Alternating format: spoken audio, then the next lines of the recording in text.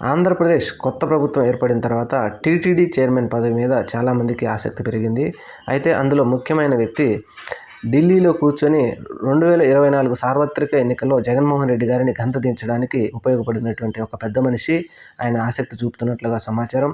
అయితే ఆయనకు పెద్ద పదవి ఏది ఇవ్వకుండా ఒక ఎమ్మెల్యే పదవి ఇచ్చి శాసనసభలోనే కూర్చోవడంతో ఆయన కొంచెంతగా అసంతృప్తిగా ఉన్నట్టు విశ్వసనీయ సమాచారం.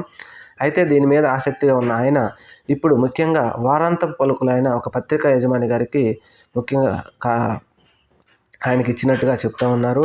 ముఖ్యమంత్రి గారు ఆయన కన్ఫర్మ్ చేసినట్టుగా ఒక సమాచారం బయటకు వచ్చింది.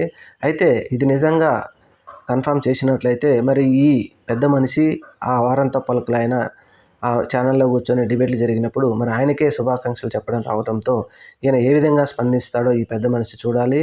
లేదంటే ఈ పత్రికా యజమానికి కన్ఫర్మ్ చేశారా లేదనేది, ఇదంతా ఫేక్ న్యూస్ అనేది రాబోయే రోజుల్లో మనం చూడాలి.